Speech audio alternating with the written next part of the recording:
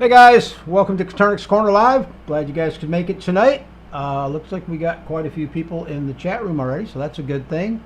I hope everyone's doing good. With me tonight is Bre Patz, and she is going to be introducing a new project that she's been working on. Welcome to the show, Bre. Thank you. Glad you could join us again. Okay, as always, I do got a couple announcements to go through real quick, and then we'll jump right into it. I do want to say, guys, that I probably won't be reading all the comments in the chat room tonight, but I will be, taking your questions. So if you could type the letter Q in front of your question, that way we're not going to miss it, and Bre will be fielding questions tonight. Okay, let's see, sponsors. Big shout out to Southwest Game Birds and Hatching Time. They kind of help support the channel.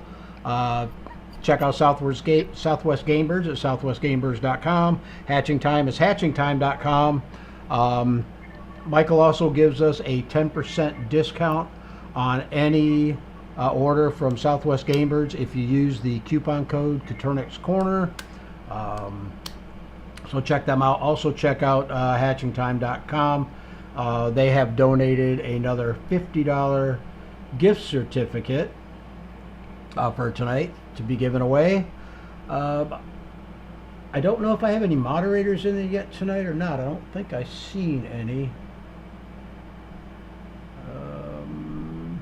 Anyhow, shout out to our moderators if they ever show up. Let's see, what else? I want to talk a little bit real quick about the new Coturnix Corner website. It's coturnixcorner.com. Basically, it is a social media type site, and it's growing fast, guys. We got like almost 1,300 members in 2 weeks, so I'm really happy with that. But basically, it's a social media type website. We've got a lot of different topic discussion groups going on in there. We also have a resource library, which is has a bunch of articles in there. It's got links to different YouTube channels, different YouTube videos like instructional and educational, and also different articles and stuff that people have written. I think I just said that. Also, let's see if I can see which. I can't really see real good here. We have the new Coturnix Corner Farm Market, CC Farm Market. We did open that up to everything that is basically farm related, so it's not just quail. It can include chickens, rabbits, ducks, geese, pigs, whatever is raised on the farm.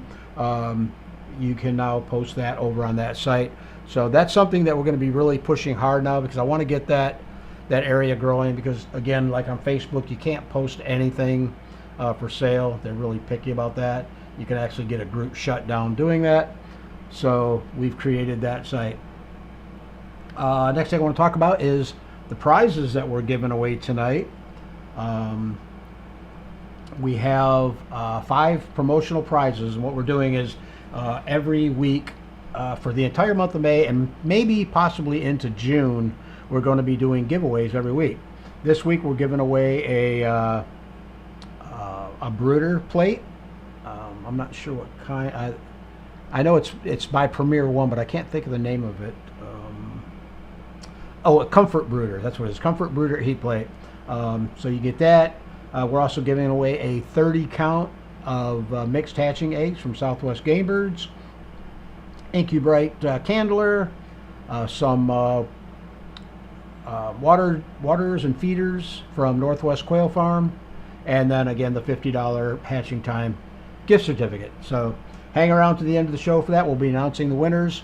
If you want to be in the drawings for these gifts, what you need to do is head over to coturnixcorner.com, get registered for the site, upload a profile pic, and have at least one comment on your feed. Either make the comment yourself or comment to somebody else, and it'll show up on your feed. But that will get you eligible to win some of the prizes. And you know what? I'm going to have to do this one on the fly because I can do it when Bre's talking. Let's see. I think that's about it for me. Bre, if you're ready, we can go ahead and jump right into your presentation, and just let me know when you want to, change pages. Okay, sounds good. Okay, there you go. So first of all, yep, I'm Brianna. I'm the owner of Pips and Chicks. And I'm kind of the behind the scenes person, putting this together and running it and organizing it. So I'm gonna start off with just what the virtual show is in general. It's a completely free exhibition for anyone in the United States. It's completely free to enter, and it's completely free for anyone to show off their chickens, waterfowl, and the one I'm most excited about, and I'm sure most of you guys are too, is Coturnix quail. So it's a chance for all poultry breeders of any kind to enter and submit their birds to have them be judged against the standard. It allows us as breeders to be able to see and track our progress, and it kind of gives us something to work towards. And that's true for all poultry shows in general, not just this one. So right now we are accepting entries for all the youth categories in quail, and last night we were able to just open up our open class large fowl.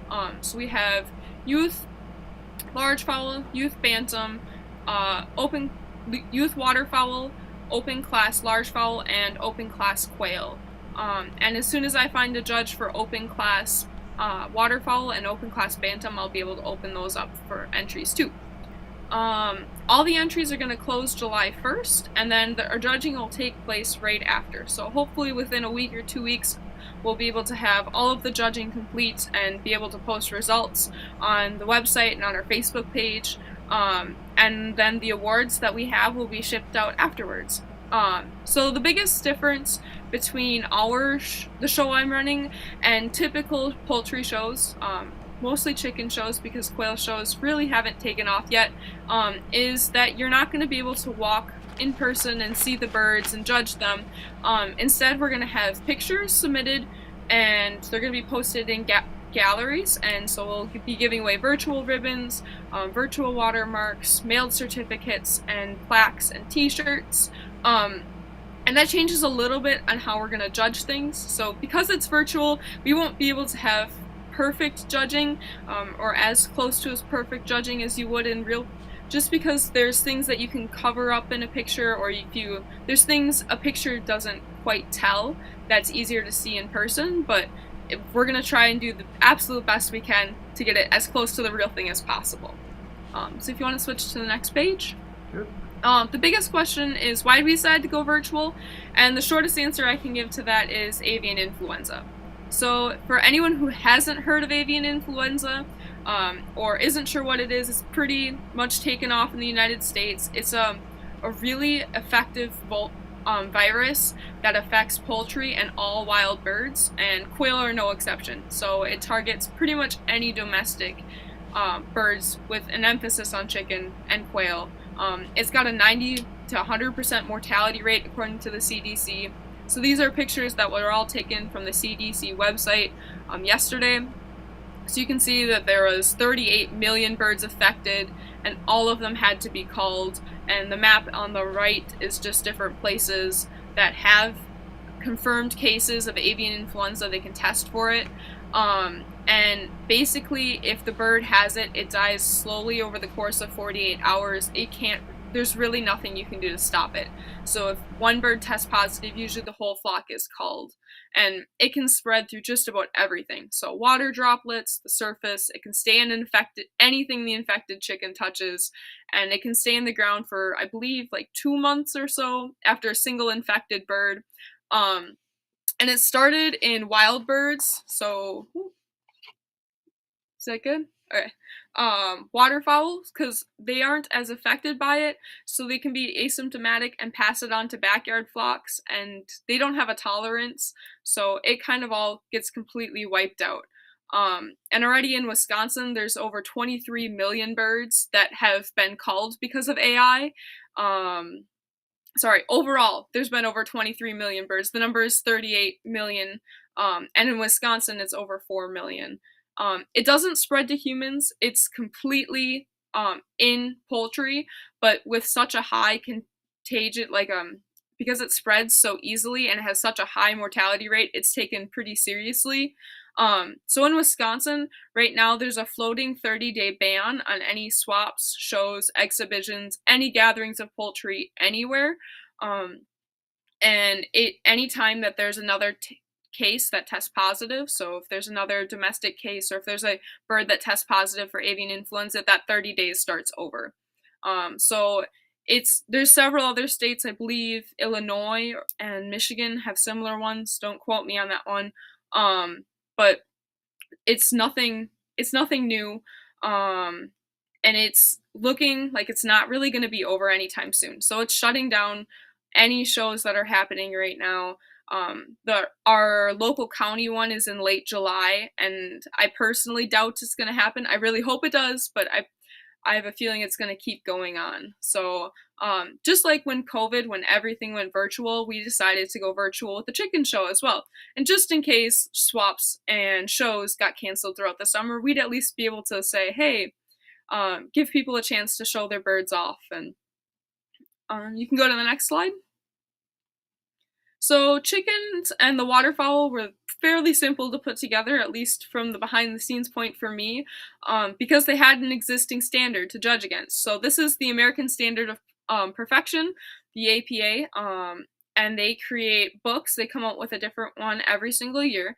They update it with descriptions of each breed of chicken. And so just going to go into a quick bit about the other poultry in the show, and then I'll really dig into the quail section in a right now I have it separated into youth and open class for large fowl chicken, bantam chicken, and waterfowl. So there's a youth large fowl, a open class large fowl, youth bantam, open class bantam, youth waterfowl, and open class waterfowl. All the youth entries are open, so anyone under 18 years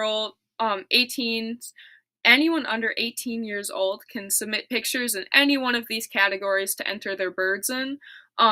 And right now, open class large fowl is, so anyone in the United States can submit in open class large fowl. And anyone who is in youth, so if you're under 18, you can submit the same bird in both youth and large fowl, just to get a little bit more judging feedback and see where your bird would rank. It's not affiliated through any organization, through any club, so you don't need to be a member of the APA, you don't need to be a member of 4-H or FFA, or any club. You don't need to be a member of Breeders Association to enter. And as soon as we get another open class judge for the open class bantam, we'll be able to open up those as well. So I said before, it's not affiliated. It's not an APA event, so breeders won't get points for the show, but we do have several awards for both quail, large fowl, bantam, youth, and open class. So we will be giving mentions for best of variety. We will be giving out certificates for best of class, and reserve and champion overall for each category. We'll get certificates and t-shirts, and we're hoping to get some plaques. We're also hoping to get sponsors for even bigger awards like hatching eggs, poultry, gear, plaques. So if anyone knows anyone that is interested in sponsoring, send them my way. Pips and Chicks is going to be sponsoring a hatching egg giveaway for quail too. And I do want to give out a huge shout out to the 3 judges that I have so far for youth. So Izzy, Jada, and Ben, who are judging all of our youth entries based off the American Standard of Perfection. And then to the quail portion. So you can go to the next slide, please. So I've been wanting to put a quail show together for a while now, but it was much harder for me to do because there wasn't a posted standard. So like the APA has standards for each breed, there is nothing like that existed in the United States for quail. So without that standard, it'd be really hard for judges to be able to decide which birds are better than the other and be able to judge and place quail. And there'd be no way for breeders to know what they should be looking for in their birds to enter. So after quite a bit of work and a lot of help from a lot of other people across the world, I was able to come up with the standard part. The standard part of is on the screen right now. So it's based off a lot of the Australian breeder guidelines posted by Tamara Roswell at Kamala Quail that they use to judge birds. So she runs a show in Australia, the Australian Online Quail Exhibition, that runs annually, and they have like 3 or 4 shows a year. And I based a lot of the standard off of that with her help. It also takes bits and pieces from the German standard, and it's formatted in a way that's very similar to the APA standard of perfection. And it was reviewed and looked over by who I consider to be some of the best quail breeders and geneticists from across the world, and we tweaked little things, changed wordings, added, and just to make it kind of a universal standard that quail breeders can follow. So the three things that they're looking for when they're going to be judging quail, especially, they're going to be looking for conformation, conditioning, and coloration in that order. So each of these is really important to quail as a whole, and it really defines how the bird is going to perform, whether it be for breeding, for meat production, or just overall how the breeder is doing. So go to the next page. We're starting with conformation. This is the most important part, and I will be working to add a little bit more, but this is the exact part from the standard. Conformation is basically the shape and the structure of the bird. It's the most important part because it lays the genetic foundation for conditioning and coloration. If you have a strong conformation, it makes it a whole lot easier to get them in good condition and have good coloration. And it's the strongest baseline for how your bird is going to perform. So the judges are going to give this the most consideration for looking over the quail. They're going to be looking for, is the bird built for production? Does it have a good, strong, solid body? Can the bird physically handle laying or meat for laying or breeding for several years, or can it handle carrying a lot of meat? Does the bird have the best possible shape to be able to have and set it up for a full, long, and productive life? So then the things the judgings will be looking for specifically in conformation, they're going to start from the bottom of the bird and work their way up. They're going to look first at the legs. Do the birds have good, strong legs to be able to support the body and the weight of the bird? Because if the bird can't support itself, it can't be nearly as happy, as healthy, or it can't produce as much. Then to the tail, they want the tail to be short, it should be angled downward, and it's the most natural, clean way for the quail to stand. They want the wings, they're going to be looking for wings and feathers that are going to be tight to the sides of the birds. You want to be able to see how big the bird is and how much the bird weighs by looking at it. So you don't want loose feathers to be able to hide a skinnier frame. You want to be able to see by looking at the bird how big it is. And then moving up, you want to see the back. It should be smooth and rounded. It shouldn't be too overly rounded and have a roach back or a completely straight back, because these will change the way the bird holds itself and the overall egg laying capacity of the bird. And then they're going to be looking at the breast. It's what carries all the meat, so it's a super important part of the bird. So you want the bird to be standing upright. You want it to have the breast forwards, and it should line up really nicely with the body. And all of these things, you want it to come together so the bird overall just has a really nice stance and posture. And if you are looking for examples, Tamara Roswell has some on her website at Kamala Quail. She has a really good picture of what the bird should look like, what a really good conformation is, and things that you should be looking to avoid in a bird. So if you go to the next slide. The next part that the judges are going to be looking for is the conditioning of the bird. So this is, simply put, how healthy the bird is. This is something we have a lot of control over, because it's mostly determined on how we're keeping and we're raising the bird. So a happy and healthy bird is always going to perform better. It's going to be bigger. It's going to lay more eggs. It's just going to have a longer overall lifespan than one that's sickly or not kept very well. So it's a really important part to make sure that your birds are all in good condition. So the biggest thing they're going to be looking for is the bird in the best physical condition it can be in? So the things that they're going to be looking for, does it have most of its feathers? Do the feathers sit nicely on the bird? Are they clean? Is the bird able to take care of itself? Are the eyes of the bird, are they bright? Are they open? Are they alert? Sometimes when birds get stressed out, they tend to close their eyes. They keep them closed. They can swell up. The face will be swelled. You want to see the beak be short because the quail are able to scratch at things and they're able to keep their beak short and trim. When the bird is standing, does it look really alert? Does it look like it could fly at any moment at any good point? Does it stand really nicely? Is it attentive? It's a little easier to see conditioning in person when you're able to feel the bird. But you can definitely tell a lot of it from pictures as well. So you're looking just basically to make sure that the bird doesn't have any signs of stress or overpopulation or overbreeding, that overall the bird has been eating enough, that it's healthy and it's strong. And then go to the next page. So this is the longest one. This is the coloration. So this is each color of Coturnix quail is going to have, hopefully, eventually, we'll get there, will have its own standard. So coloration is going to widely depend on the natural color variety of the quail. The reason coloration is important is because it showcases that the breeder has a really basic understanding of genetics, and that's essential for any breeder, regardless of what you're breeding for, whether you're breeding for size, whether you're breeding for color, whether you're breeding for egg production, whether you're breeding for celadon.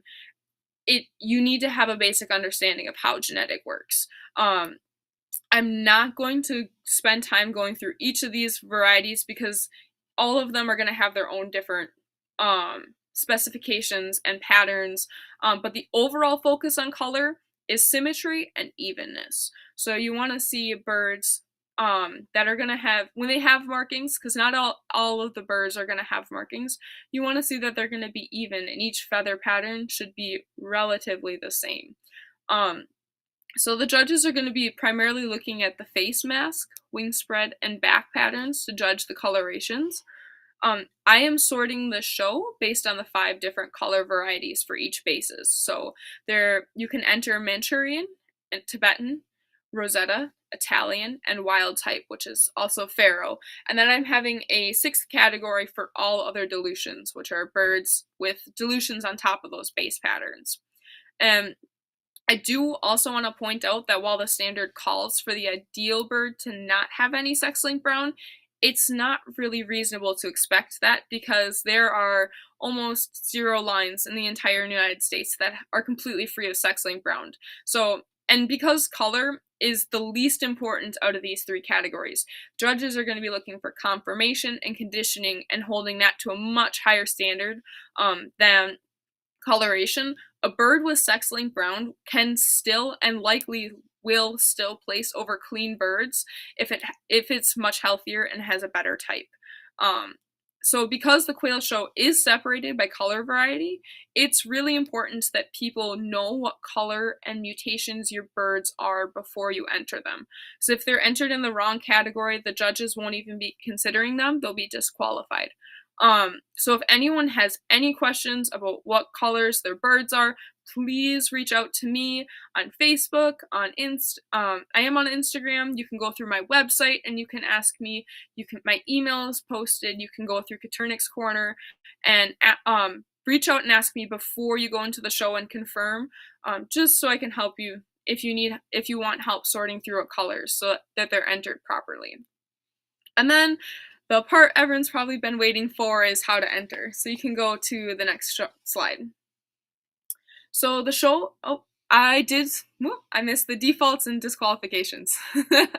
So these are a list of things that I and several other breeders have come up with of things that defaults are things that'll get taken off of a bird. So obviously you want a bird without any defaults.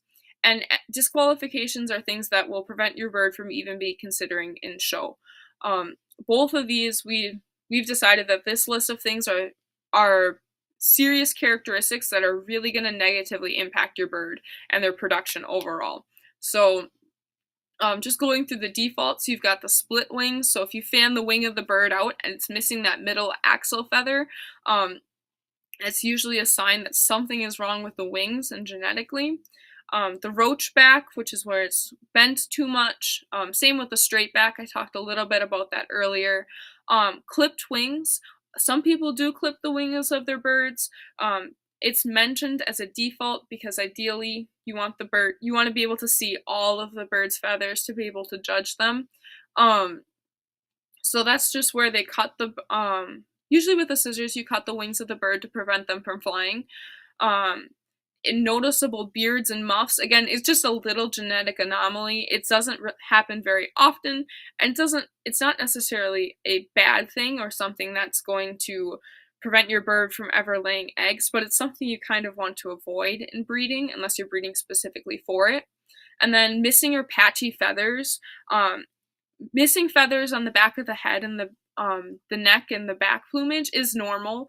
It happens. It's just from breeding. But if it's missing patchy feathers on the breast, on the legs, anywhere outside of that, it could be signs of something genetically is going on inside that bird, and you usually wouldn't want to keep breeding that.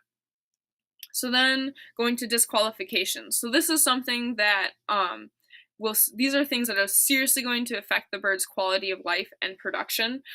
And so any birds with these won't be allowed to place or rank in the show, and they won't be judged at all.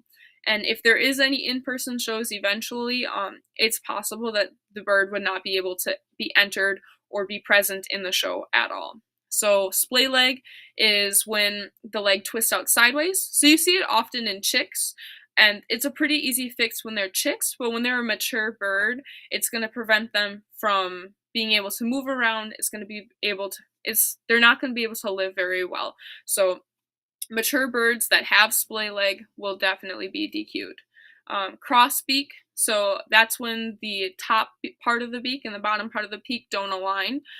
It makes it really hard for the bird to be able to get food, and therefore it's something you don't want to breed, as it's often passed down genetically. Missing eyes and blindness, this can be from genetic reasons, this can be from aggression, so issues with pens, but it's something you don't want to breed for. You usually don't want to keep a bird that's missing eyes. You can, but it's going to need a lot of help. So angel wings, another one, that's where the wing twists outwards. It's not too common in quail. You see it more often in ducks when they aren't fed the right diet. But it also can be genetic and pass on, and it's something that can be painful for the bird, so you usually don't want to breed it. Signs of lice or mites on the bird and signs of sickness or disease are a huge one. So not so much because the show is virtual, but if we ever get an in-person show up and going, any birds with lice, disease, mites, anything that can pass on to other birds won't be allowed in the show whatsoever, just to keep all the birds at the show healthy.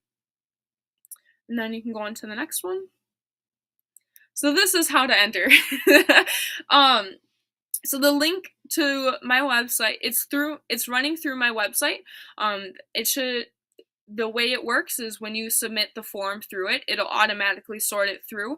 So your name won't be attached to the picture at all. We're trying to avoid bias from any and all of our judges for both quail, chickens, waterfowl, all of it. So it'll be kept on a spreadsheet, so I can look back and see at the very end who had which bird, but when they're judging, they won't be able to know who submitted the pictures at all. So the link to the website is posted on my Facebook page, my Instagram, on Coturnix Corner, on the different Facebook groups already. They're all open and they're ready to go. So if you go to the website, you go to the virtual show tab, you'll see exactly what's on the screen here. And the quail entries, if you scroll down, will be at the very bottom. For poultry, all poultry, you'll be able to enter one picture of a bird. You can enter as many pictures as you would like, but you can only enter one picture per bird, and you want a standing profile picture. Because quail are being judged differently than the other poultry, they're actually going to require a collage of 3 separate images. So if you go to the next one, I recommend using PixArt Collage because to put all the 3 images together, as it's free, it's online, you don't need to sign up to download or anything like that, but anything you want to use to be able to put the 3 pictures together on one file. So that way when you submit it, you're submitting all of those 3 pictures attached together. So this is something that Tamara Roswell is letting me use. She sent her pictures to me as a good example of what you want to be looking for in every bird. As you can see, the 3 pictures have all been attached. I did put the class on there just so people knew. You don't need to put that on there when you're adding your 3 pictures together. And please don't put your name on there, just because, again, we want to try and avoid bias from the judges, knowing who's who, or accidentally internally placing people over each other. So the first picture, if you go on to the next one, is going to be a breast picture. You want to be able to see the full face of the bird, as well as the breast and the patterning on the breast of the bird. So you can see on the left, it's not the greatest picture. You can't see the full breast. You can't see both sides of the bird. The bird is a little too close to the camera. You can't get a really good feel for how the bird looks. And then on the right, you can see that the face pattern is visible. The breast is visible. You can see all the patterning on the bird and a little bit of the feet. I'd like it to stand a little bit more naturally, but it's just hard to get pictures of quail that cooperate sometimes. So if you do turn in a picture on the right, it'll be just fine. The one on the left you kind of want to avoid. Go on to the next one. The second picture, you're going to get a standing picture of the quail. So these are both things you want to avoid. You want the bird to be up. You want to be able to see the entire bird from the top of the head to the toes, and the claws ideally. So you can see the one on the left, it's been covered, it's standing really nicely, it's alert, it's tall, but the legs aren't visible. So you aren't able to see what the toes look like, you aren't able to see how the bird's legs are standing, how the bird is carrying itself, because it's covered up by the grass. So the same with the ones on the right, the bird isn't standing up all the way, so the legs aren't visible. You can't see how the posture of the bird is. You can't see how the bird is standing, the shape of it, and the legs aren't visible at all, so you can't see how the bird is carrying itself at all. So go to the next slide. So that's a good something. The one on the left is those what you want to be looking for. You want to see it standing alert. You want to be able to see the full profile, again, from the top of its head to its toes. You want to be able to see the shape of the bird, the rounded back, the breast, all of it, and ideally some of the wing patterns as well, and the face mask. So you want a good, clean, clear picture where the bird is taking up a majority of the frame.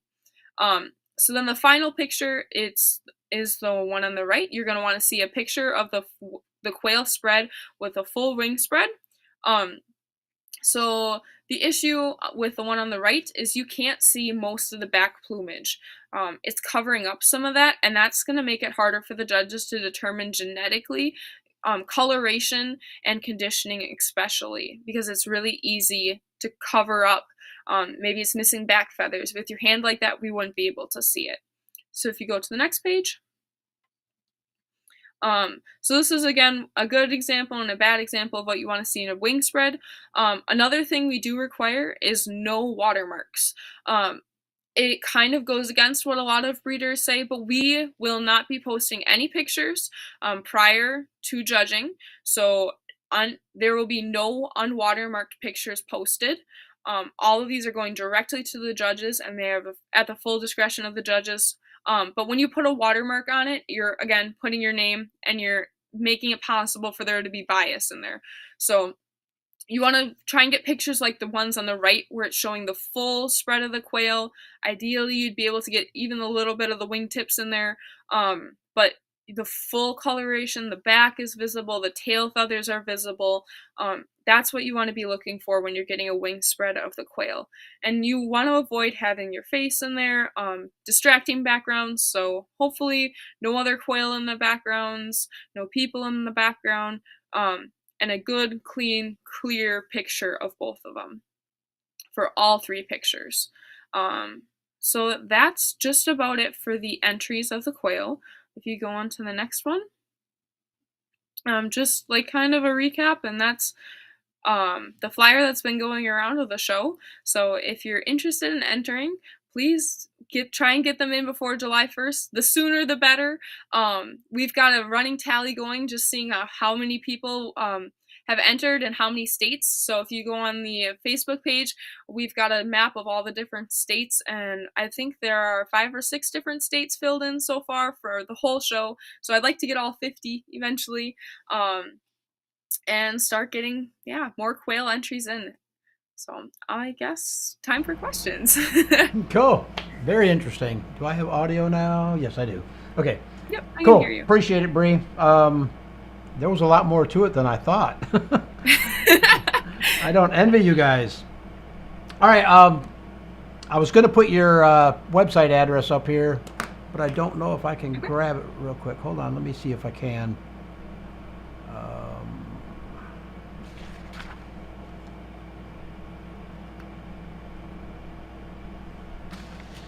I don't know if I'm going to be able to or not. Yeah, I'm not going to be able to do it right now. Sorry about that. That's fine. Okay, so guys, if you would put your type the letter Q next to your questions. Let me get all this stuff out of my way. What is going on here? Hold on, guys. I got issues. All right, we didn't lose anything. Good. All right, so we'll go ahead and jump right into the chat room and take some questions. And like I said, type the letter Q by your question for Bre. Preferably stuff about the show, but we'll be taking everything anyhow. So we got a lot of people in here so far.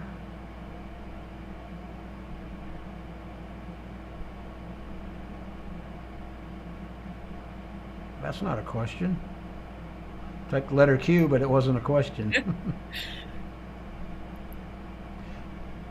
You know what, Bre? We don't have a ton of people commenting here. I'm just going to acknowledge everybody real quick. Okay. Rochelle Farms No in the house says soccer again late tonight. Dawn says hi, Mark. Charles V says hello from Tampa. Marlene says hello from Tennessee. Chris is in the house. Hello from Portsmouth, Virginia. Wolfgeist, hello from Nebraska. James in the house says hello from New York. Tommy Texter says hello from Erin, Tennessee. Oh yeah, guys, hit the like button if you don't mind. Kind of helps with our YouTube algorithm. Clinton Abrams in the house. Glad you could join us tonight, Clinton. Dawn S is in the house. Hello from Central Illinois.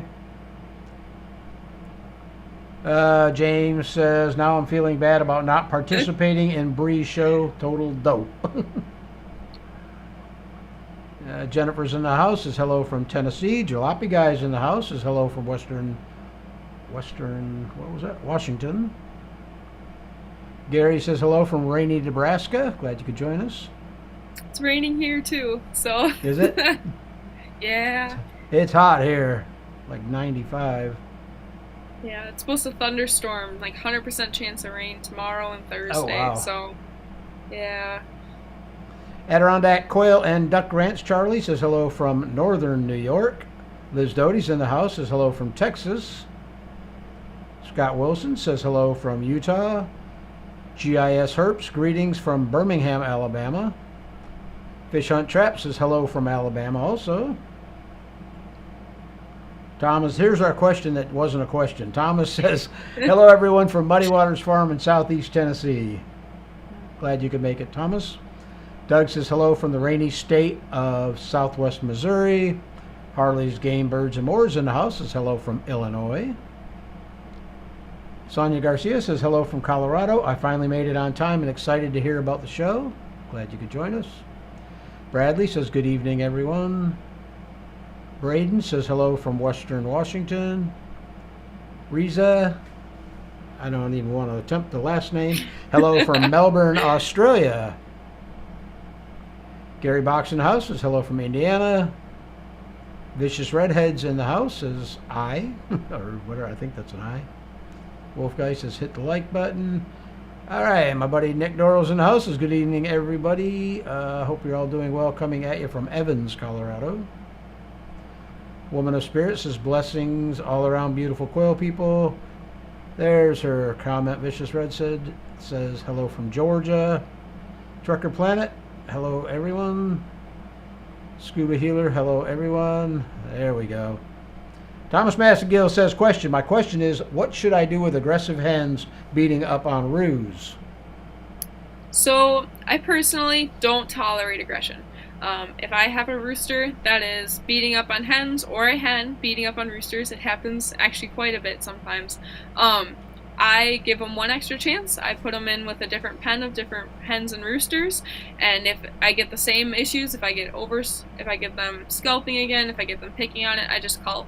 I butcher them personally. Some people would sell them, but for me, it's too much of a headache to deal with. If I keep having a bird that I keep having to go back and keep changing it. So I would call. Personally, if you have a hen that's keep getting aggressive, it's going to pass it on to its offspring. You're going to end up with a line that's going to end up being aggressive. You can try and mix it up. You can try isolating it for usually a couple days at a time and putting it back in the pen to see if that fixes it. You can try seeing if you can get it with different hens. Maybe it's a different rooster. But it's personal preference, but I'd recommend culling. As do I.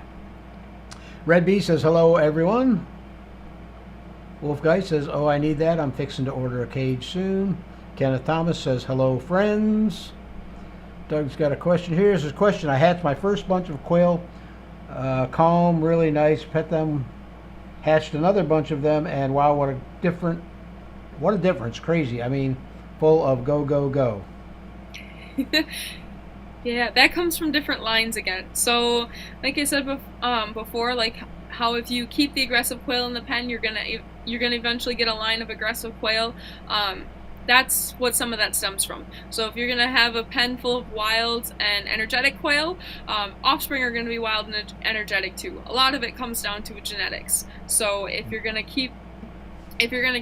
want nice, tame, calm quail, keep the nice, tame, calm ones, and eventually you get a line that doesn't mind being handled and will come up to you. So It's just what you're breeding for.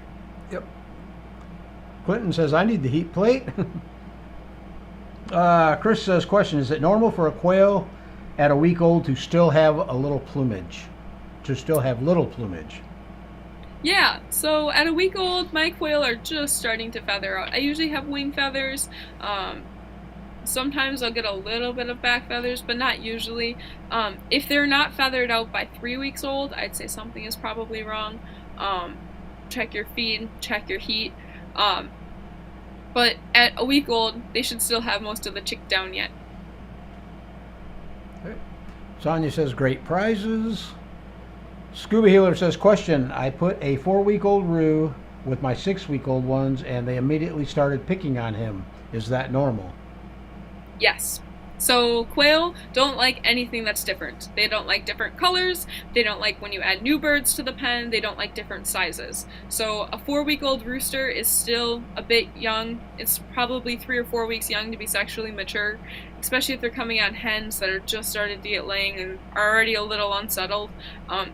It's normal to have a lot of picking on them. I'd pull the rooster out and wait until they're at least 7 weeks to 9 weeks. So you've got a rooster I'd wait until the rooster was 10 weeks and then the hens were 12, just because then you know they're both mature and they're both about as big as they're going to get before you move them together again. Mm-hmm.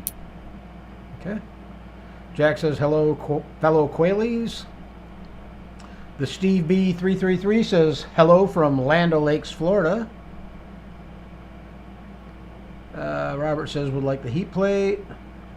Ray McCarthy says, virtual for what reason? I think you covered that, but if you want to touch on that again. Yeah, so right now there are no shows allowed in Wisconsin, which is where I'm from. And I know several other states are the same way because of avian influenza. It's such a big risk to bring so many different animals, poultry especially, in the same area. You get people walking through, that adds another layer to it. They just shut it all down. So I'm going virtual, and going virtual for everyone else, opening it up for everyone else, just because I know a lot of shows are being shut down right now, and it's not possible to have it in person. Yep, good idea. Jess says, thank you for the informational videos, discounts, and giveaways. Absolutely. Lisa says, good evening, everyone. South Carolina here. Tim Baldridge is in the house this evening, all.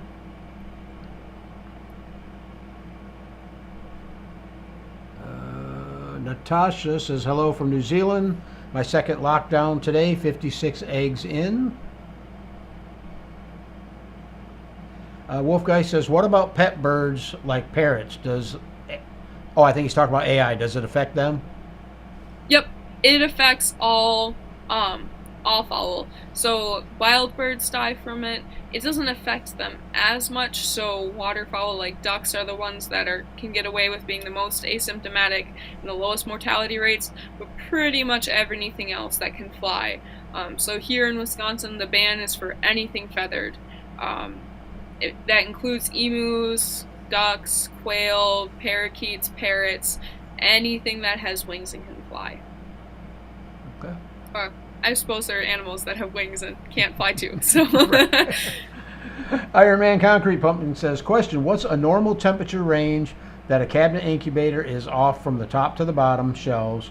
Do you alternate the racks or give them the same amount of time on each shelf or average the temp?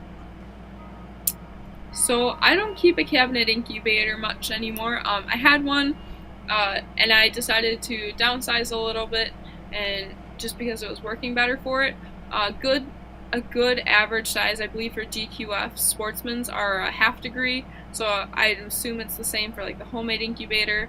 Yep. If you're only a ½ degree from the top and the bottom, I wouldn't worry about changing racks. If you're seeing variances of like 1 degree to 2 degrees or even more from the top and the bottom, I double check your air circulation, just making sure that the fan is in there circulating the hot air to the bottom, and making sure that it gets distributed evenly. Then I would consider rotating it, but usually you shouldn't need to if the heat is circulating even throughout. Right. And the biggest thing that I've noticed, like with the DIY boxes, you got to keep the fans clean. If you don't, after every incubator, especially if you're hatching chicks out in the incubator, you get all that chick down and dust on the fans, and it slows down the air circulation. So, but yeah, mine are a ½ degree difference. I don't do a thing. I just, I don't move them. I don't rotate them, anything, and they do fine. Dennis is in the house. Sorry I'm late, but I made it in from Missouri. Glad you could join us. These guys aren't talking to us. Don says, question, for AI, birds poo on my handrail on the porch and carpeting, is there a way to avoid me bringing it to my quail coming inside to wash my hands? Yes, definitely wash your hands. Another thing a lot of people recommend, the CDC recommends, the Wisconsin Department of Agriculture and Trade Consumer Protection, or the DOCAP, which is the one putting the ban out right now in Wisconsin, recommends different clothing. So for me, one of the biggest things recommended is if I go from my chicken coop to my quail coop, I'm changing clothes. If I go outside and I'm working outside, I'm going to change clothes before I go deal with my birds. That's a huge thing that a lot of people can do. Another thing is a lot of people recommend bringing quail inside right now. There's even before the shutdown in Wisconsin, they were issuing orders that people, if at all possible, bring birds inside and try and avoid contact with wild birds at all possible. So yeah, definitely washing hands, wear gloves, change your clothes, all good things you can do to keep your birds protected. Right.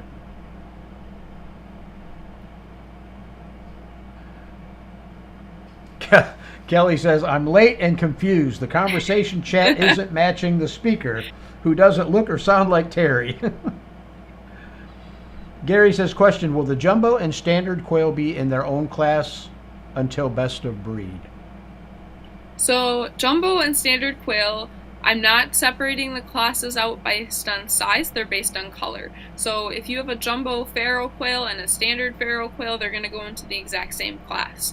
And they will stay into their class until they get to best of variety, and then it'll go to champion and reserve overall. So they will stay in the same class against each other until overall. Cool. Triple X Triple Y says, I feel like this is history being made in the quail world by setting standards. I salute your work. as do I. Thank you. I didn't do a lot of it. I'm just building on the backs of everyone else before me, so Cool. can't take the credit. Confused says, so excited. Thanks, Bre, for all your hard work. Kenneth says, wow, she really knows her stuff. Robert Davis says, hello from Maine. Kenneth Thomas says, hi, Robert. Lennon says, hello from South Alabama. They're not talking to us. Kenneth says, hello, Lennon, Eastern Kentucky here. Okay, they weren't talking to us. David says, hello from Texas. Jennifer Chick's in the house says, hello from Maine. Dale's in the house says, hello from Ohio. Lennon says, question, what is the best calcium to give quail, and what is recommended way to give it to them? So ideally your feed will have enough calcium. The game bird feed I give my quail, it's a duck chick goose from Purina, has plenty of calcium and I don't notice any issues with it. But if you can't get a good layer feed for your quail, good game bird feed, you can crush eggshells and you can just mix it back up into their feed so that they don't know that they're eating eggshells. That's probably the easiest way to give it back to them. Yeah. You know, I tried something for the first time in 4 years. I actually gave oyster shell that was made for chickens, and they picked through it, and they ate all but the largest pieces. So, you know, you can use that. Yeah, that'd be another great option. Underhill says, hello from Nevada. Chickens are growing up so fast, someday will be quail. Okay. James says, question on conditioning. Will we be limited to pics or will videos be allowed? Personally, I think a 10-second vid would go a long way towards assuring we aren't just putting out a single good frame.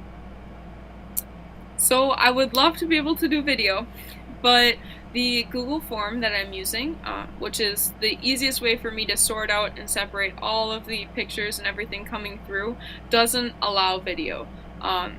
It just with the size limits on it, plus it makes it a lot harder to upload, and I have to be worried then about, is the video good quality? Usually when you send videos, like when you email a video to someone, unless you're like posting it or uploading it to YouTube, the video quality goes down drastically and you're gonna have a hard time getting a good clear video. So I can't say 100% certainty, but it's probably going to be easier to judge conditioning based on pictures and have a more uniform playing field and make it easier for everyone to use pictures than a video.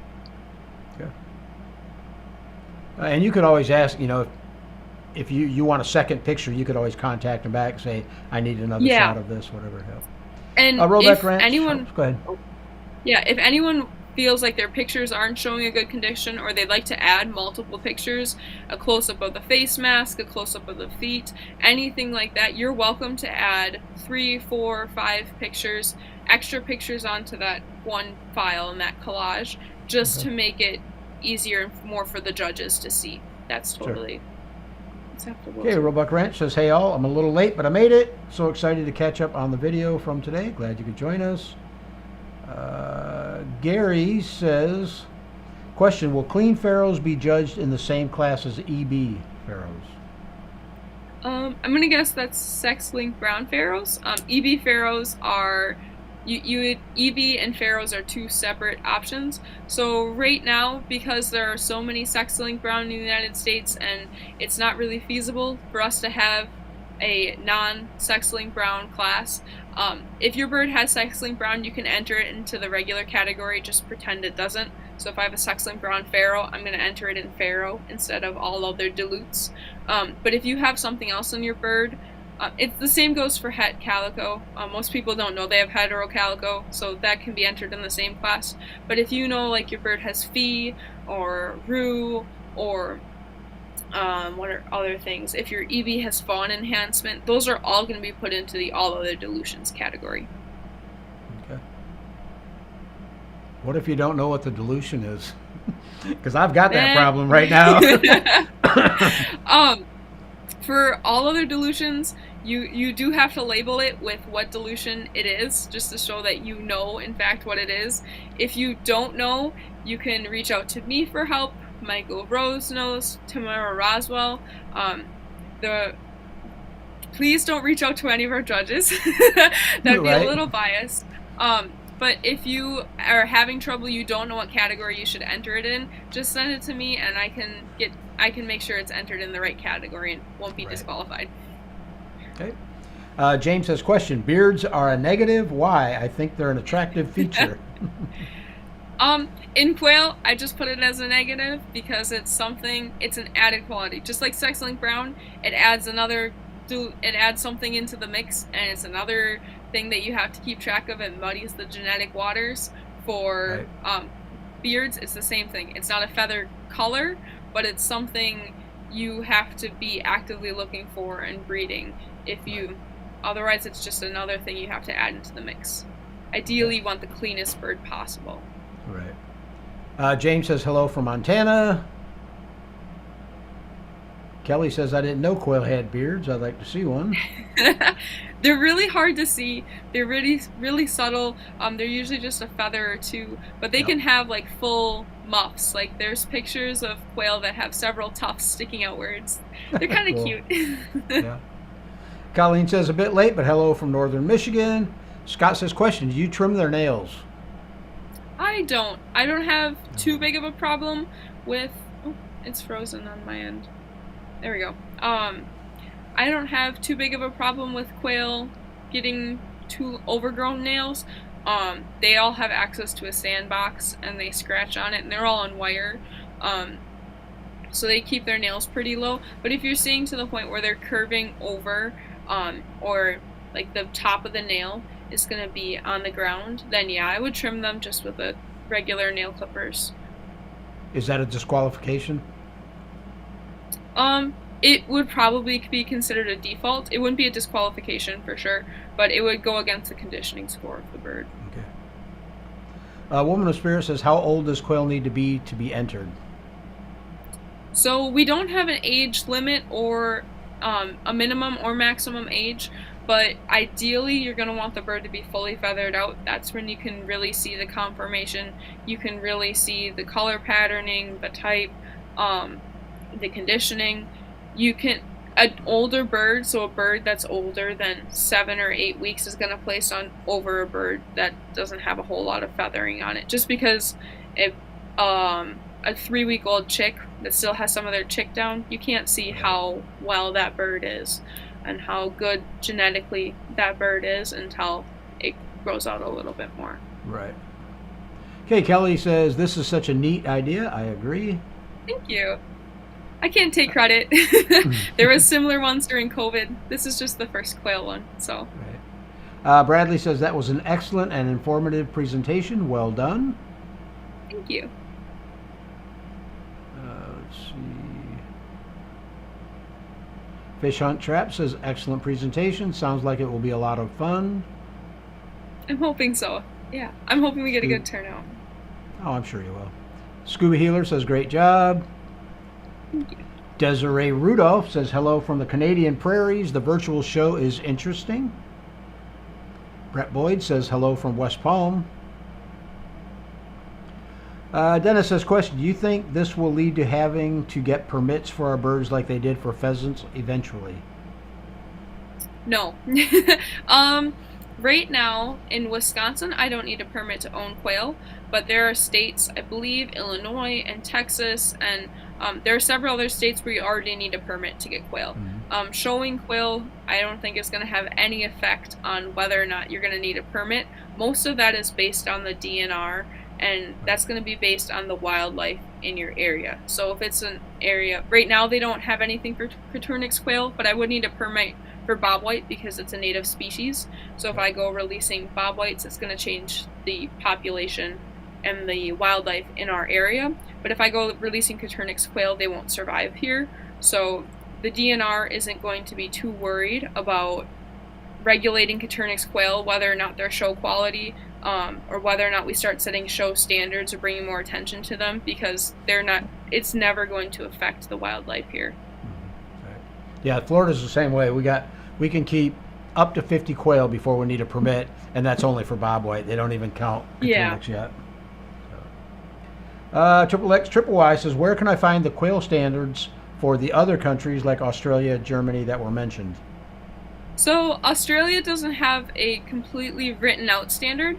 If you go to Tamara Roswell's website, Kamala Quail, she's got the key points and stuff that they're looking for.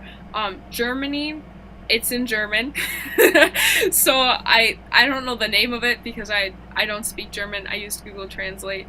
Might be cheating a little bit, but I can post the link for sure. It's in the Facebook group Coturnix Colors and Genetics too. If you look up in there. You can go back and see. They've got a lot of pictures too that are really helpful for referencing what color varieties you have too. Cool. Kelly says, oh my gosh, it went from the high 90s to 70s and rain here in Texas, but we needed it.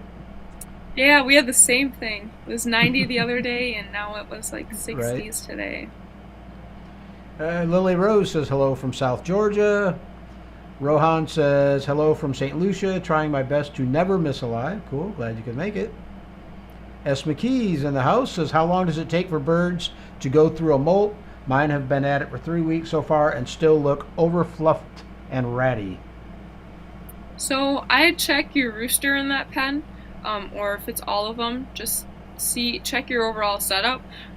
Mine usually don't take more than 2 weeks, and even then, I'll see a lot of feather loss, but unless it's a major molt where they're missing most of their feathers, I usually just see egg production drops, and then within 2 weeks or so they'll pick back up again. If they're still 3 weeks and they're still looking ratty, they're still losing a lot of feathers, I just double check your lighting, making sure they're getting enough light, their feed's right, double check that they're not getting too stressed out by anything or that's causing some aggression in there.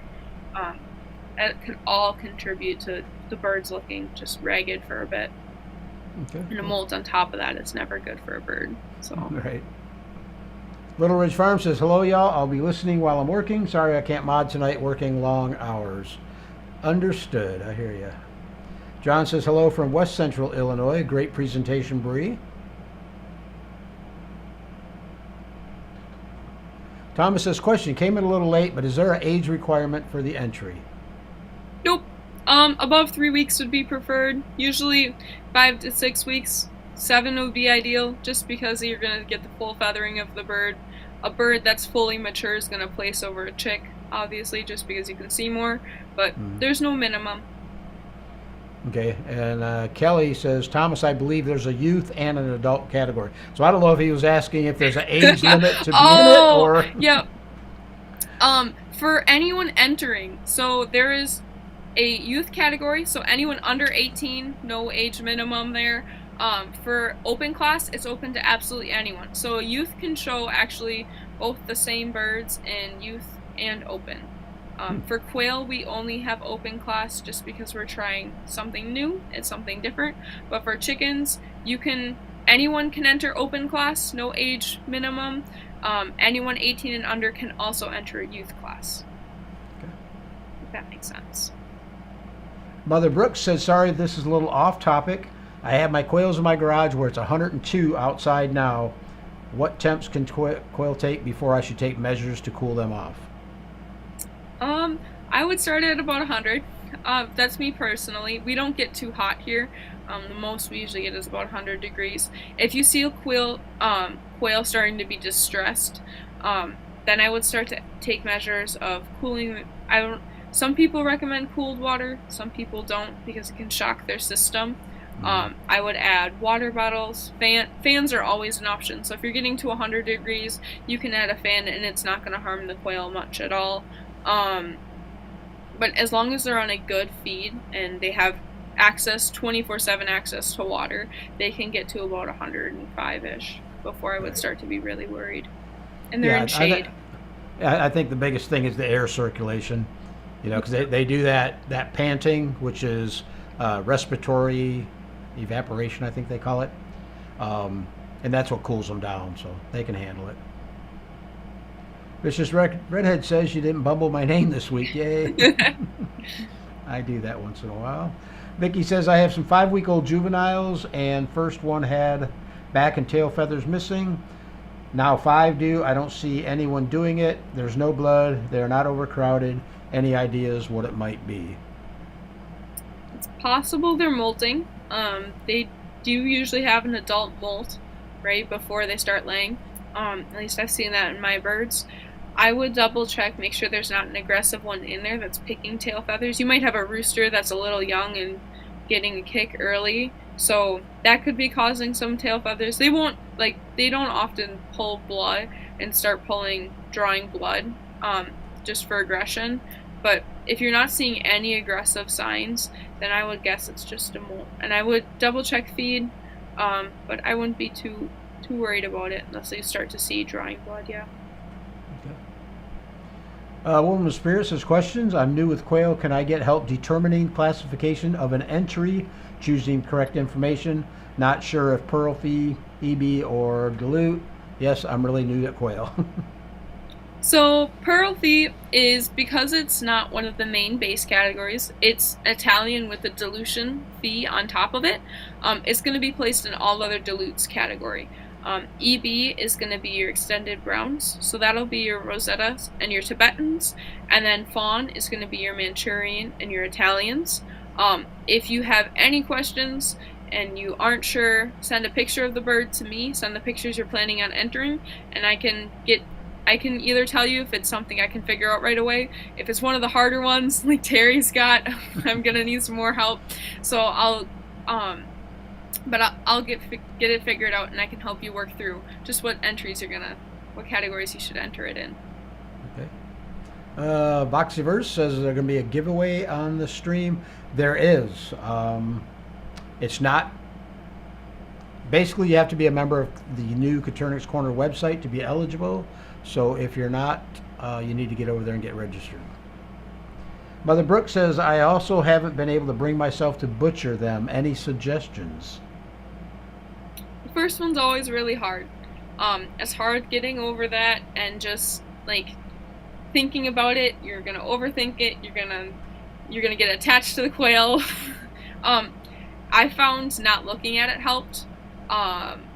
It just to get it done as quick as possible. And once you get the first one done, it's a lot easier to be able to butcher the next ones. If it helps, having someone actually butcher them and then you clean them might make it a little bit easier. You just have to do the first one and get over it. There's really no other way to. Right. Some people put socks on the head so you can't see the quail. That might help. You can't actually see the quail's face, but yeah. I've never tried that. It doesn't bother me a bit. I've never had. So. Wolf Guy says, question, sorry, not about the show though. That sounds like an awesome thing. I just have 10 7-ish week-old chicks. Want a hatching time cage. Should I get one layer or go ahead and spring for 2? I'm not super familiar with hatching time. We built the cages we have, but if I remember the specifications right, there's 3 breeding pens for a 1 layer. For just 10 birds, that would be absolutely plenty. You would have no problem with that.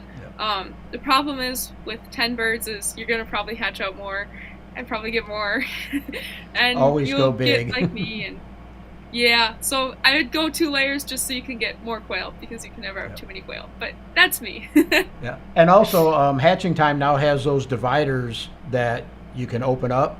So instead of having 3 single units, you've got 1 big unit, or a single unit and 2. Yeah. I opened up all my hatching time cages. I have 1 that I use for males, but otherwise they're all open. Dirty South Homestead says, thank you for this information. I've never been to a poultry show. Yeah, I'd go to chicken shows quite a bit before COVID and before AI took over, and I absolutely loved it. So hopefully we'll get some quail shows up and going. Sure. I've never been to a poultry show. I have been to rabbit shows. Okay, Chris says, question, Purina layer formula says don't feed to male birds. Why? I'm not 100% sure on that one. My guess would be it doesn't have a high... Oh, if Terry knows, I'll add you the answer. It's the calcium. They don't like the calcium level to give to the roosters. So, but I've been feeding it to my roosters. How on earth would you feed your rooster one formula and your hen something else? So, yeah, I've never had a problem with it. Kenneth says, I'm going to start selling little quail masks so we can do an in-person show. That's cool. Texas Coturnix Quail Connection says, I've got 96 of our own in the Barado Reel 24 that go in lockdown on Friday. It's our first time incubating our own eggs. Well, good luck with your hatch and congratulations. Lewis says, question. Terry had a quail with a soft egg hanging out. I soaked her in warm water and poked a hole in the bottom of the egg with tweezers and got it out. Some of the prolapse went back in. Will she survive? Yeah, it's possible. I mean, I've had birds with prolapse that did just fine, but I always find that birds that prolapse real bad, they prolapse every time they lay an egg. So, what's your thought on that, Bre? Yeah, I've only had one bird with a prolapse issue, and fixed it the first time, and then every single day afterwards I'd have to fix it again. So eventually we just called her. It was the kindest and easiest thing to do. Yep, that's what I do too. James says, question, would you recommend replacing the whole flock at once if possible for new bloodlines, age of birds, and so on? So that's going to depend on your breeding program. I like spiral breeding and line breeding, so I replace the rooster at either one rooster at the time or all the hens at the time, and I try and keep it that way, but I usually replace it with birds from my own flock, so I know exactly where they're coming from. If you're planning on just trying to get eggs, or you want to get a whole meat batch, replacing all of them will work. Just make sure you're going to a reputable breeder and you know the lines and you know where they're coming from, exactly how they've been raised and how previous birds have looked, just so you're 100% sure you're getting good birds. Right. Joe Mama says, good evening, in the middle of 92 egg incubation. Hope all are well. Congratulations. Hope you get a good hatch. Robert says, question, Bre, will you do a follow-up after the show for us newcomers? Yeah, so I will be posting on the website and on the Facebook page, likely the Instagram too, and probably on Coturnix Corner, just all of the different pictures, and all the pictures will have a virtual show watermark on them, and it can be replaced with a watermark from the participants if they want, just so that the images won't be stolen. We did have a couple concerns over that, but then I'm hoping to get feedback from the judges too, and being able to post some of that and just a little bit of their reasoning so that everyone can go through and see, okay, this is what we're looking for, this is what that judge is being particular about, or this is what they wanted to focus on. When they meant conditioning, this is what they meant and what they're looking for, just so you can see it kind of in person. So right. Hopefully that helps. Okay. Rochelle Farm says, hello, folks. Oh, Mark's back in the house. Good deal. Kelly says, my girl hatched last fall, finally started laying. As hoped, she lays Celadon. She's a dark bird, either Tibetan or Rosetta. I can't tell.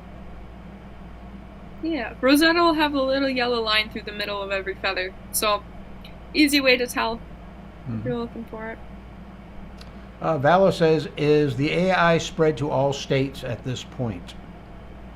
I don't believe it's all of them. I know it's a majority.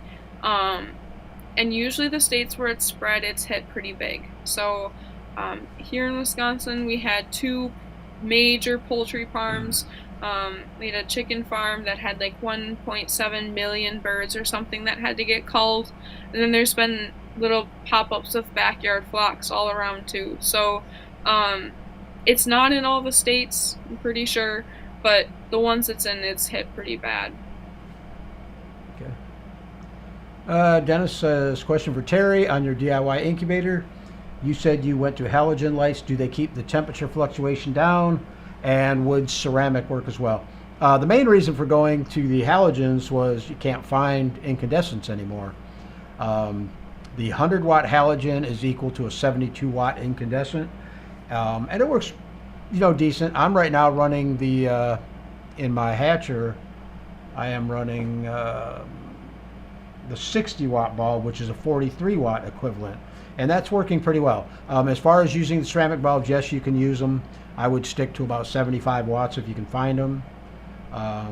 They will take a little bit longer to heat up when you first fire up the incubator, but once they get going, they'll do just fine. Blas says, I just rewatched your layer pen, I think I'm going to make something similar at 10 inches tall. Oh, the layer pen with 5 layers. Cool. Congratulations. Good luck on the build.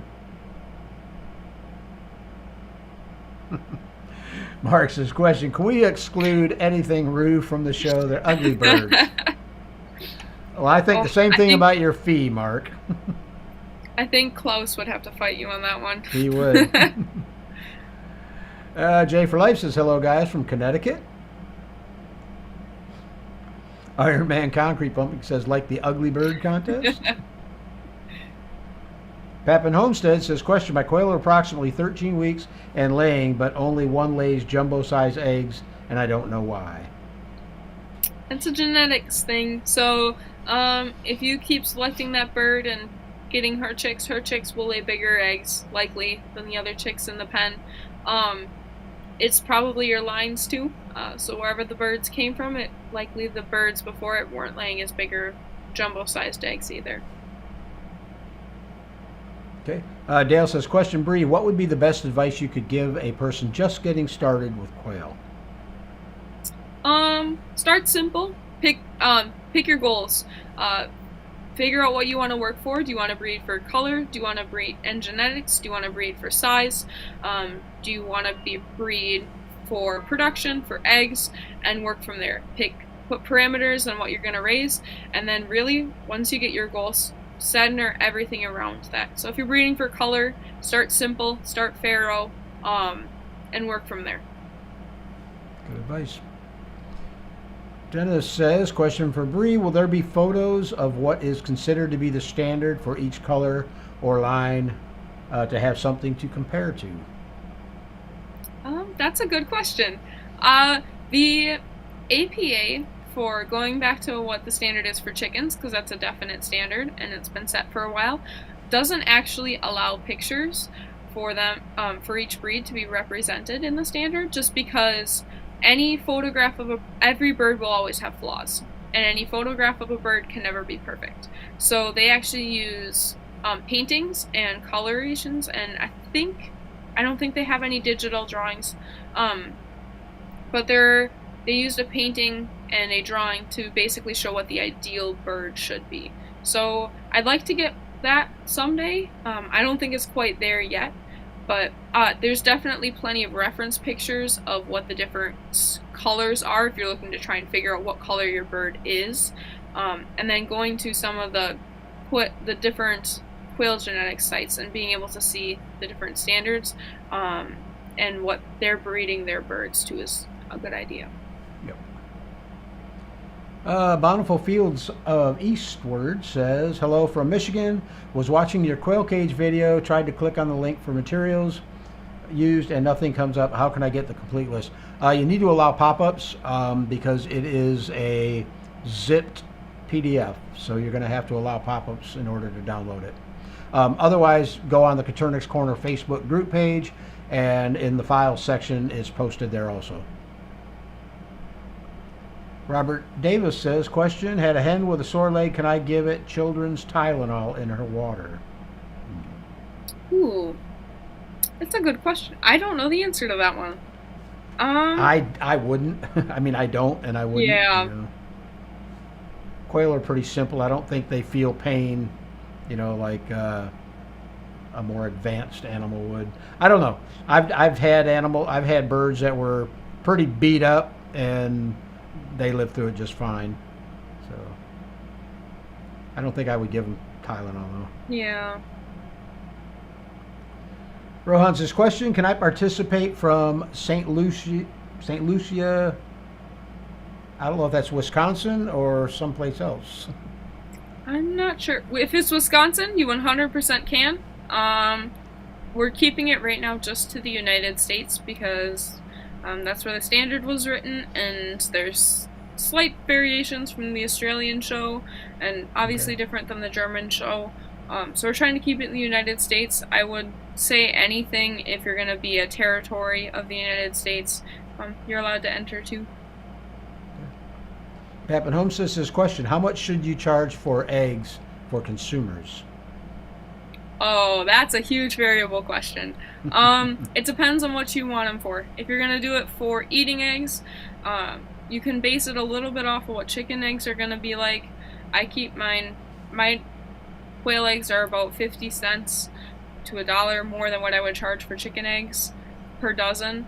Just because there's a higher demand here. We have people driving an hour and a half to 2 hours sometimes to pick up eating eggs.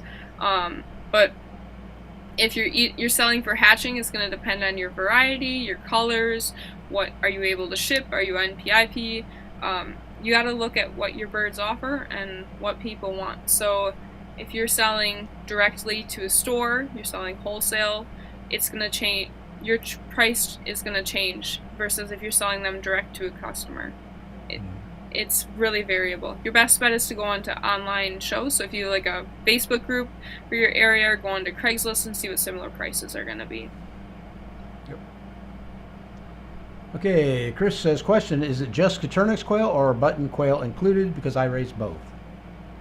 Just Coturnix quail for right now. I had a question about bobwhites too, and we're just focusing on Coturnix quail. We'll start small. Maybe we'll get there one day. But Coturnix quail are the most developed. We have the best idea of where they stand genetically compared to, say, button quail. Okay. This is a good question. James says, if we aren't supposed to contact the judges, don't we need to know who they are?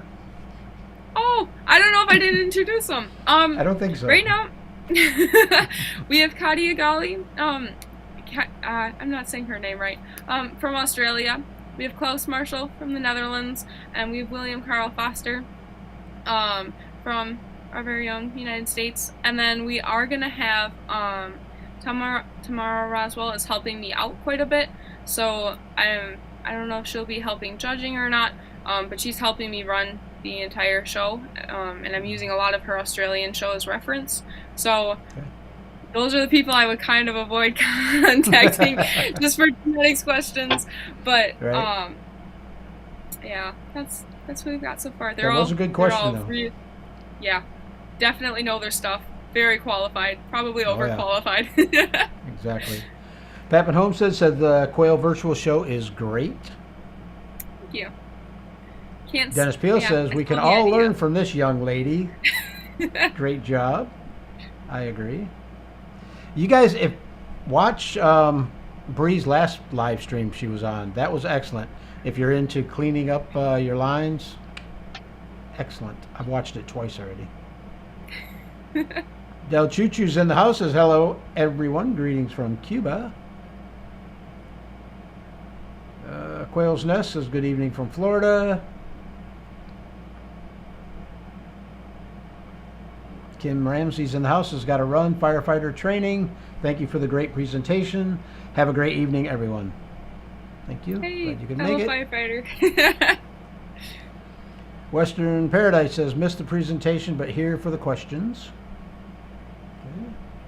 Woman of Spirit says, question, can I enter more than one quail if I have a really pretty quail and it's going to be 7 weeks old in a few days? Can I just take the pictures now and submit by July 1st? Yep, so you can enter as many quail as you would like. You can only enter each quail one time, so if I have 5 different quails, I can enter them all at once and have 5 total entries. You can take the pictures now, you can take them a little bit later. They just have to be in by July 1st. So I'd recommend sooner rather than later, just because then we've got a better idea of how many entries we have. We can keep total of all the states we're going from, but yeah, you can definitely take pictures now, submit them later. When will you guys be announcing the winners? That's gonna depend on judges. So I'd like to get it within 2 weeks so like July 14th, 15th ish. But it's gonna depend. I know we've got international judges. We're hoping to avoid a little bit of the bias there of people seeing their own lines in the show. So we got some international judges. But because of that, we're all in different time zones.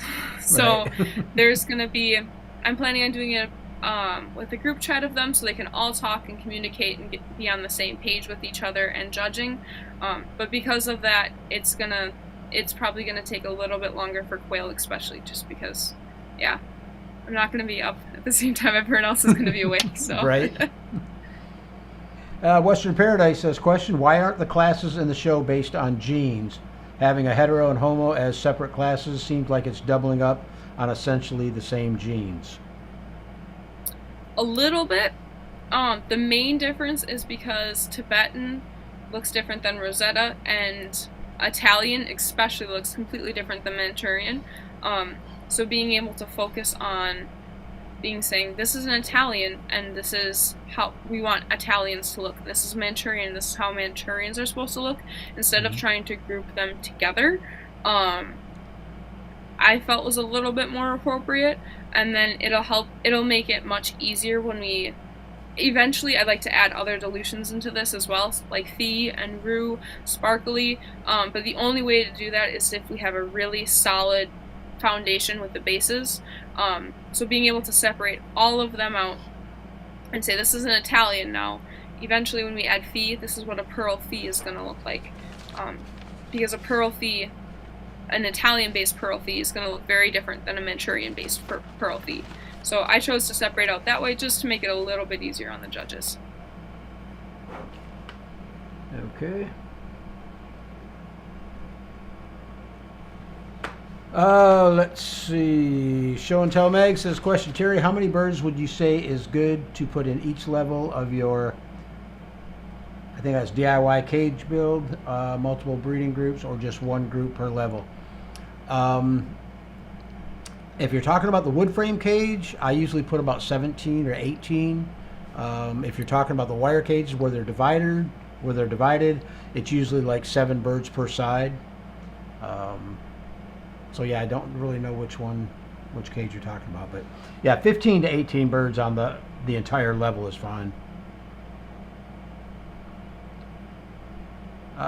Western Paradise says, why are so many colors in the show lumped together as a catch-all category? Leaving out a fee category, which is huge in the U.S., seems like a big omission. Yeah, I think you just explained that's that. something. It took me a long time to figure out how I was going to divide this out. For me, I wanted to start with just the bases. Start simple and build up.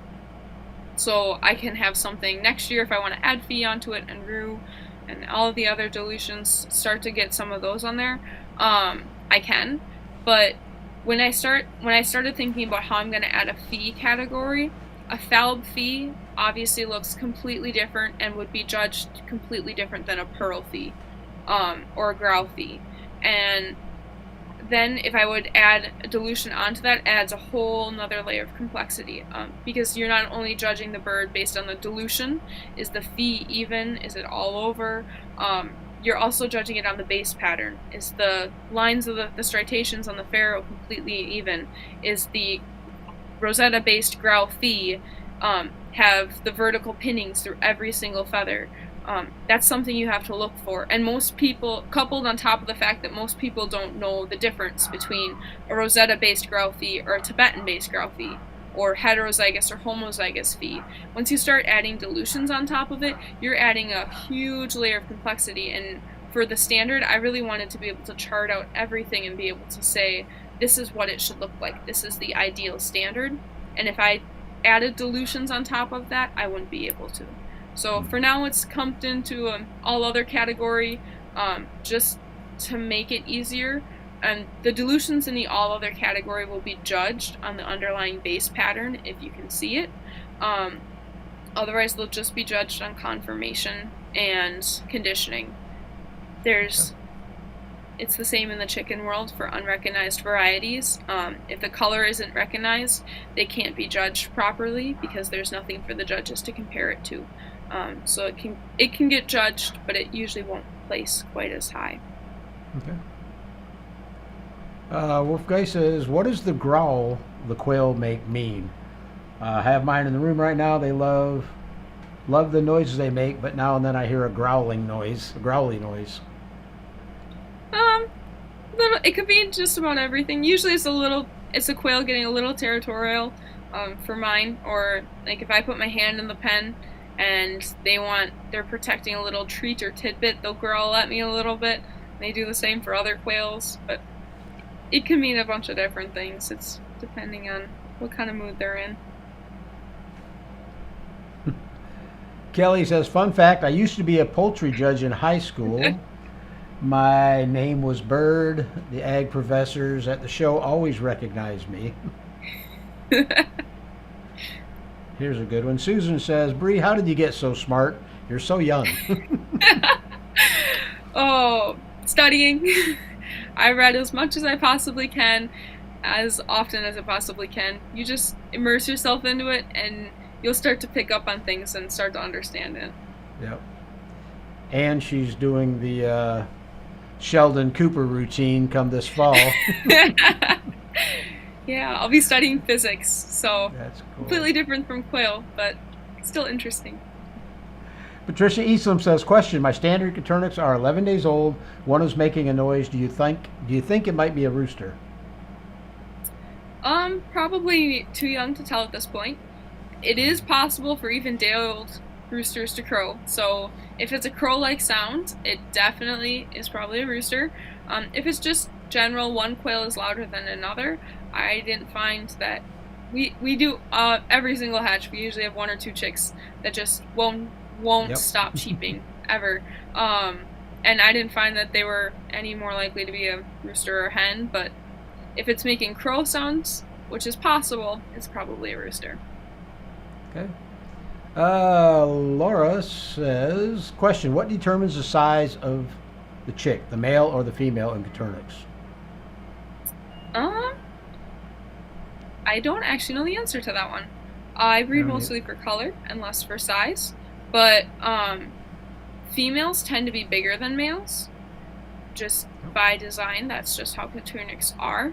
So a larger female will equal a larger quail chick, is what I would assume.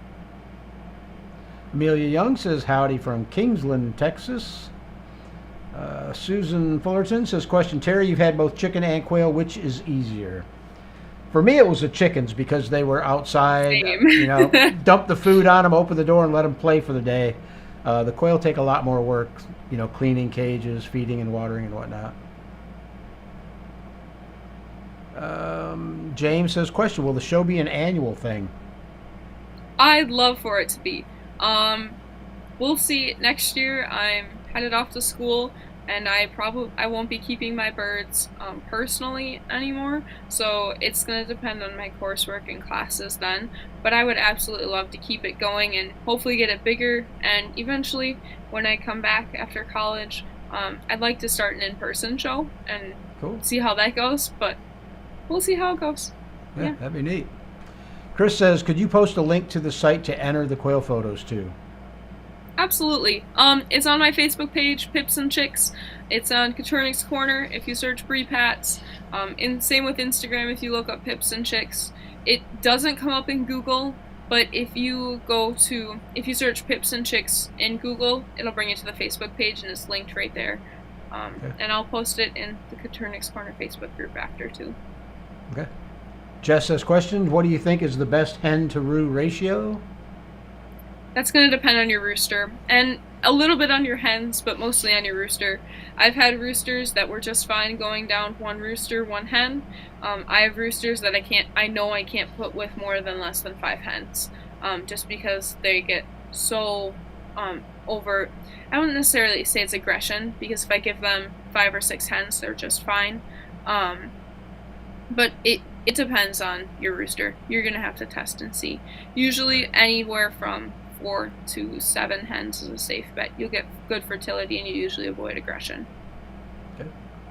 Robert says, if this was a real competition show, how much would entry fees be? Just curious. I'm not 100% sure. I know our local shows usually do $1 a cage. So if you've got a cage, if you're entering 15 birds, it would be $15. And that's just because they're providing the cages, the space, the table, and they do have to rent the space out. So if it would be a real show, it's going to depend on where we would do it, just how much that would cost, and then seeing like where our cages, what cages we have available, what space we have available, and trying to make it reasonable for everyone. So I don't anticipate it'd be more than $5 to $10 an entry. I'd like to keep it probably between $1 to $5 an entry. But again, that's pretty far off in the future. So Right. Wolf Guy says, I breed snakes. Genetics make my head spin. Tell me about it. It I does didn't in the realize. beginning. I never realized how stupid I was until I started learning about genetics. I'm like, oh my gosh. Tony's in the house from Toronto. Glad you could make it. Patricia says, thanks for your help. Jeff says, question, any truth to the old wives' tale that an egg with a pointy end is a roux egg that has two blunt round ends, no point, is a hen?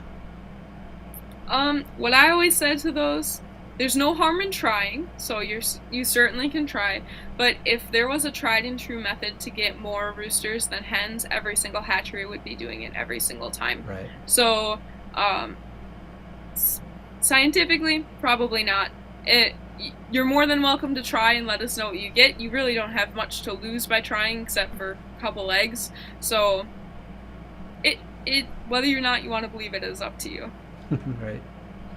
Marlene says, what are you doing with all the quail poop? Mine are pooping machines, aren't they? We grow raspberries. So raspberries take enough nitrogen that they can handle a good amount of our bedding mixed in. So that's where we usually put most of ours. Otherwise compost. Others are piles out back. We put in just with leaves and whatever else. But okay, cool. All right, that brings us down to the bottom of the list of the questions. I appreciate all the great questions, guys. I'm going to go ahead and read off the winners for the giveaway.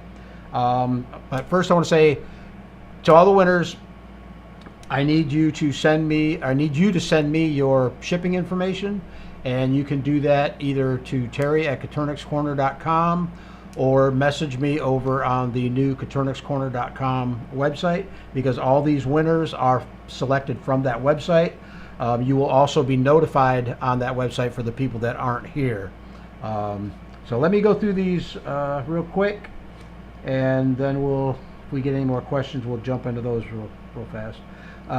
Sonia Garcia, you are getting the water feeder combo from Northwest Quail Farm. Show and Tell Meg, you are getting the Incubrite Candler. Peggy Buys, I hope I said that right. Peggy Buys, you are getting the eggs, the hatching eggs from Southwest Game Birds. Kyle Nolson, you're getting the $50 gift certificate from Hatching Time. And Elaine Kua, Kua, you are getting the brooder heat plate. So again, all you guys make sure I get the shipping information, and congratulations to all of you. And we'll get them out as soon as possible. It usually takes about a week to get everything taken care of. Let me see if we got any more questions real quick for Bree. Chris says, how do you breed the white into my flock? Is it the male or female that needs to be white? Either or. So if you have any tuxedo in your flock, that'll do it. You need 2 tuxedos to get full dotted white back in homozygous form, and about 25% of tuxedo will get you a full dotted white. But if you have a tuxedo, so if it's showing any sort of white, whether it be on the chin, whether it be on the feathers, you can get, in either sex, you can get it back. It'll take about 2 generations, and you'll get completely white back. Okay, what about the opposite way? What if you want to breed out white? That is a little bit more work. You're going to start, if you've got completely white birds and you only got completely white birds, you're out of luck. Right. You do need to find a not white bird. But then the first generation, you'll get tuxedo. If it's dotted white, it's true dotted white. And then if you breed the tuxedo back to the Pharaoh, you'll get 50-50 tuxedo, 50% will be Pharaoh, and then you can breed the Pharaohs back to each other. But white can be tricky because there's a lot of different white mutations out there, and they all are on the same locus. They all have very similar patterns, but they behave a little bit differently. You need to be looking really, really closely for white. It can be as small as a single feather that can be completely white. That shows your bird carries white. Sounds like fun. All right. Yeah. We got a whole bunch of people saying congratulations. I just want to say that, congratulations to all the winners. I do appreciate all you guys over on the new CoturnixCorner.com website. We got a lot of very active people over there, and I really appreciate that. Most of these winners were selected from that group of people. Let's see, I want to also, well, I didn't have any moderators today, but I do want to thank our sponsors for all the gifts that we gave away tonight, and the regular stuff like Hatching Times gift certificate. Michael Rose, Southwest Game Birds, always donates the hatching eggs. Also, I want to announce that next week, Tuesday, we have John and Anita Garrett coming on the show from AJ Farms. Going to be a really interesting show, so don't miss that one. Again, there is no longer, for at least another month, there is no, that's a good one. There is no more Shop Talk Live series. I've kind of put that on hold for a while until I get all this website stuff done, because it's just keeping me too busy and I don't even have time to do my own stuff. So I like this comment. Kelly Wimmers says, sounds like you need to go into genetics instead of physics. You already know a lot. Let's see, Dennis. Yep. Dennis says, thank you, Terry and Bree. Absolutely. Vala says, I missed 2-1. Sonia Garcia, Show and Tell Mag, Peggy Buys, Elaine Kua, and Kyle Nosen were our winners. So, Bree, thank you very much for coming on. I really appreciate it. How can people get a hold of you outside of your website? You got like an email address or Facebook account you want them to get Facebook's going to be the easiest way. Either message the business page. If you don't get a respond within like a good 12 hours on my business page, sometimes it's a little funky.